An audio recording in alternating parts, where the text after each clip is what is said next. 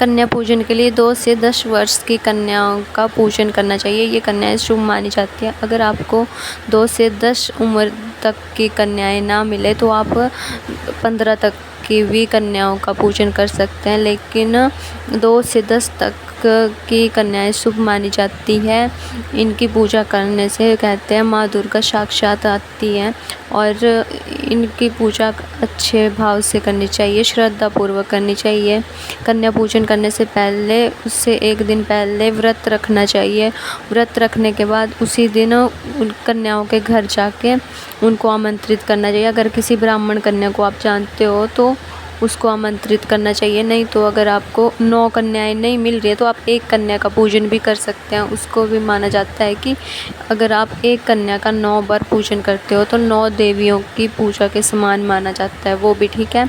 तो आप कन्या पूजन करिए और सबसे पहले कन्याओं को बुलाइए अपने घर, और अगले दिन उठ के जो आप नित्य कार्य करते हैं वो करो। उसके बाद कन्याओं को बुलाए, जब आ जाएंगे आपके घर तो उनके चरण धुलाओ, उनको अच्छे से आसन पे ऊंचा, कोशिश करें कि अच्छे आसन बिछाएं, उनके लिए अच्छी सी जगह पे बिठाएं उनको। फिर उसके बाद उनके पैर धुलवाएं और उनके जो पाँव हैं बिल्कुल श्रद्धा से धुलवाने, अच्छे से धुलवाने, ठीक है।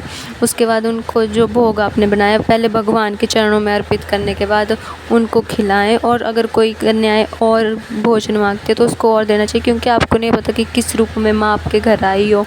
तो श्रद्धा से उनको खाना खिलाना और प्यार पूर्वक, और जाते समय उनको कुछ न कुछ भेंट देनी है। या तो आप चूड़ी, कंगन, बिंदी, लिपस्टिक कुछ भी दे सकते हो, क्लिप वगैरह। आपको पता है छोटे बच्चों की मार्केट में बहुत सी चीज़ें अवेलेबल होती हैं, ठीक है। तो आप बहुत सी चीज़ें, और दही जलेबी ज़रूर खिलाएं, माता रानी को बहुत प्रिय होती है। और माता रानी को हलवा और काले चने बहुत पसंद होते हैं। ज़्यादा से ज़्यादा बनाएं और कन्याओं को खिलाएं। और एक गौ माता को भी ज़रूर खिलाएं खाना, और ज़्यादा से ज़्यादा माता रानी की सेवा करें। ये सोचें कि वो कन्याएं नहीं, आपके घर में देवी दुर्गा स्वयं आई है। अपनी अगर 9 कन्याएं तब तो बहुत शुभ है। अगर एक लड़का भी ज़रूर रखें, कन्याओं में बिठाएं, उसको भैरव का रूप माना जाता है, तो उसकी पूजा करना ज़रूरी होता है कन्याओं के साथ। तो इस तरह से कन्या पूजन करें और उनको चुन्नी अर्पित करें, टीका लगाएं और धूप ज्योत करें। उसके बाद उनको खाना खिलाएं और उनके हाथ पाँव धुलवाएं। और जो आप उनके लिए गिफ्ट वगैरह जो भी लेके आए चीज़ें वो अर्पित करें उनको, ठीक है, देनी है उनको। और खुशी खुशी उनको विदा करना, उनको बोलें जय माता की। और ब्रह्म मुहूर्त ये है, वैदिक पंचांग के अनुसार 2025 में अष्टमी तिथि का मुहूर्त ये 30 सितंबर 2025 मंगलवार, नवमी 1 अक्टूबर 2025 बुधवार। अष्टमी की है 29 सितंबर को 4 से 31 30 सितंबर को, तो अष्टमी है वो। ये ऊपर स्क्रीन पे दिए गए और ज़्यादा से ज़्यादा ये मुहूर्त है, शुभ मुहूर्त जो मैंने ऊपर स्क्रीन पे दिए गए हैं, इनको देख के ही इस मुहूर्त में कन्या पूजन करना चाहिए। ये एक मुहूर्त शुभ है, ठीक है।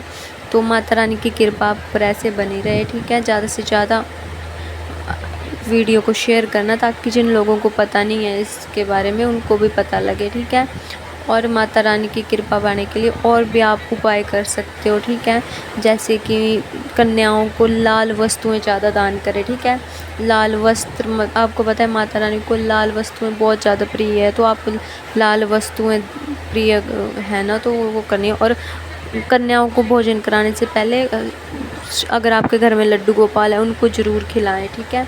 और माता रानी की कृपा पाने के लिए ज़्यादा से ज़्यादा इस टाइम पे कन्या पूजन करें। और जिस घर में कई जगह पे हवन भी होता है तो हवन का ये शुभ मुहूर्त ऊपर स्क्रीन पे दिया गया है, तो इसी टाइम पे हवन करना शुभ होता है, ठीक है। और कन्याओं पूजन करने के बाद दुर्गा चालीसा का पाठ करना शुभ माना जाता है। और माँ दुर्गा के चरणों में प्रणाम करके आपने ये बोलना है कि माता रानी अगर हमसे कोई गलती हुई है तो हमें माफ़ कर दो और हमारे व्रत